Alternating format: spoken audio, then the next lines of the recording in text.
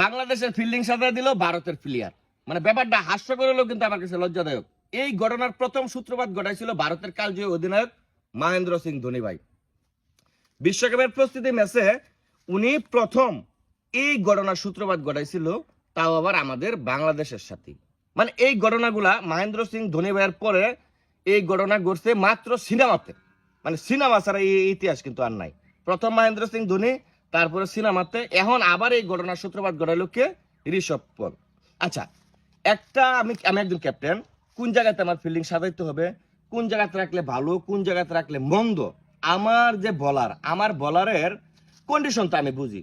তার বল কোন জায়গায় যাইতে পারে, তার বল কোন জায়গায় যাবে না। একজন ব্যাটসম্যান 20 মিনিট যাবত পিজে খেলতেছে, তার বলগুলা কোন দিকে সে শট খেলতেছে। হ্যাঁ, এটা তো একটা ক্যাপ্টেনের অবশ্যই তার মেমোরিতে ঢুকে রাখতে হবে যে এই প্লেয়ার এদিকে মারতেছে। তারপরেও যদি আমি না বুঝি যে এই ব্যাটসম্যানের জন্য কোন জায়গায় ফিল্ডার রাখতে হবে, কোন জায়গায় ফিল্ডার রাখা দরকার না, তাহলে আমি কিসের ক্যাপ্টেন? ভারতের প্লেয়ারে দেখা দিতেছে আপনি এই জায়গায় ফিল্ডিং রাখুন, তারপরে হ্যাঁ কি করলো, এই জায়গায় ফিল্ডিং সাজাইলো। তো ব্যাপারটা কিন্তু আমার কাছে লজ্জাদায়ক মনে হইতেছে, কারণ আমার এখনো শিক্ষা নেওয়ার অনেক কিছু আছে যে কোন জায়গায় রাখতে হইব, কোন জায়গায় রাখা লাগবে না। একজন বিপক্ষ দলের ব্যাটসম্যানে বুঝে যে কোন জায়গায় ফিল্ডার রাখা উচিত। আমি দেশের জাতীয় দলের ক্যাপ্টেন হয়ে আমি বুঝি না কোন জায়গাতে আমার ফিল্ডার রাখা উচিত। আচ্ছা যাই হোক, সেটা হচ্ছে অন্য কথা। এখন আর একটা কথা আমি বলতে চাই, যেটা হইতেছে আমি একজন ক্যাপ্টেন, আমি যদি এরম ইজি ক্যাচ টবাস করে মনে করেন ছেড়ে দিই, এটা কি টক টক গাবরা মানে একজনে মিল্লা দিল, আমি এই যে এরকম করে ধরে ছেড়ে দিলাম। এটা তো গ্রামের আমরা তো গলির খেলাই, গলির মধ্যে ক্ষেতের মধ্যে, ক্ষেতের খেলা না, এটা ইন্টারন্যাশনাল টেস্ট ম্যাচ। হ্যাঁ, আমি একজন জাতীয় দলের ক্যাপ্টেন হইয়া আমি এরকম এরকম এরকম এরকম করে ক্যাচ ছেড়ে দিলাম। আচ্ছা, আমি যদি ক্যাপ্টেন হইয়া ক্যাচ ছেড়ে দিই, আমি 10 জন, আরো বাকি 10 জন আছে, তাদের কাছ থেকে আমি কি আশা করি?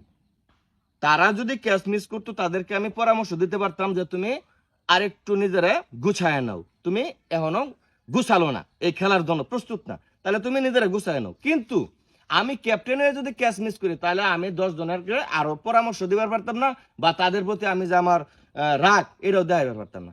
জাতীয় দলের ক্যাপ্টেন আমি এরকম এরম এরম করি, তাইলে বাকিরা কি করবো? তো একজন ক্যাপ্টেন হওয়া উচিত সর্বদিকে সেরা। মানে কি ক্যাপ্টেন মানে কি দলপতি, দলপতি দলের সবার থেকে বেস্ট হওয়া উচিত। আচ্ছা যাই হোক, আমি ক্রিকেট খেলা সম্পর্কে বেশি বুঝি না তেমন, তা আমার বেশি না বলাই উচিত।